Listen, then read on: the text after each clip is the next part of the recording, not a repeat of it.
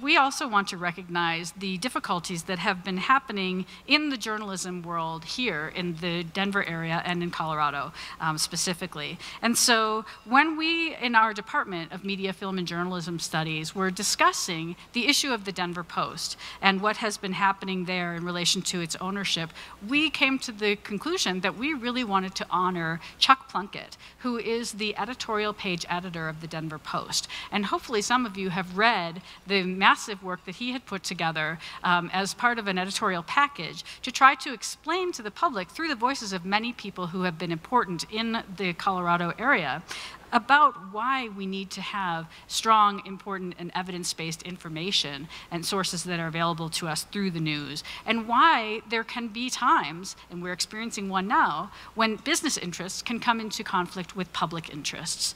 And his role in trying to help us to understand the importance of public interest in journalism is something that we want to honor him for. So I'd like to call up Chuck, and we're going to give him an award for journalism in the public interest. So please thank us. Thank you.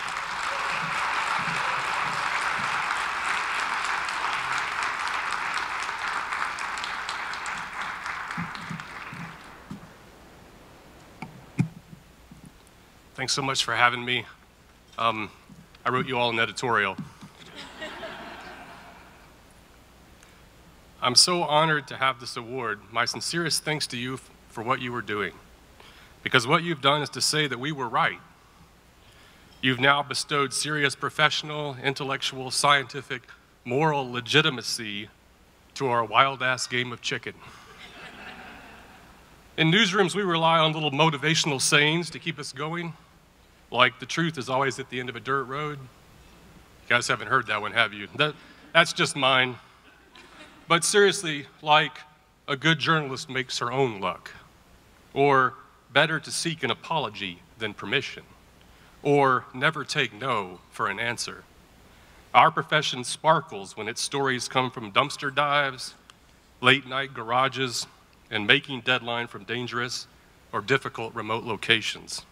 Our journalism sparkles when we defy logic to get close to victims of unspeakable violence, learn their troubles, find out and explain what's causing them. Our work sparkles when it's decidedly of the hard grind variety, when it comes from the astonishing courage it takes to make it through a city council meeting, a hearing at the legislature, or perhaps, worst of all, anything to do with explaining the Public Utilities Commission. You try it. So in the true grit spirit of the newsroom, we Ivory Tower folks pulled a fast one earlier this month. Now Alden Global Capital and the yes people it controls at our parent company, Digital First Media, want to shut us down. Instead of getting the message, they've decided to silence the messenger, or the messengers.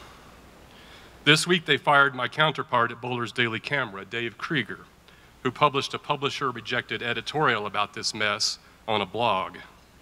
His dismissal begs all kinds of questions. In a normal reality, where a news organization's owners act responsibly, Krieger's actions would be considered, and probably should be considered, defensively fireable. But how can anyone really view what Krieger did in these poisonous times as anything other than answering and promoting the call to demand better? This week, we also saw distributed across social media an email from an editor in upstate New York whose paper is governed by Digital First Media. And by the way, the equipment, technology, and software that Digital First Media supplies us came from the Soviet Union. The directive is that from now on, and you can understand this to include all DFM papers across the country, that we are no longer to mention Alden Global Capital or Digital First Media without clearance from above.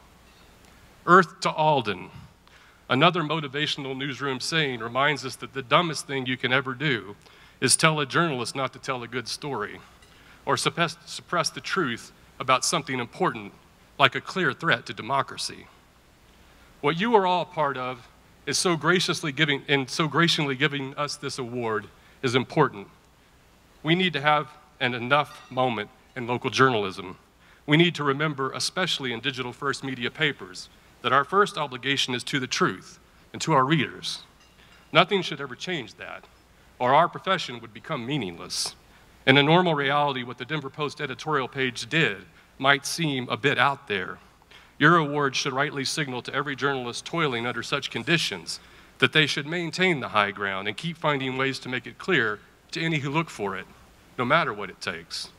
Thank you.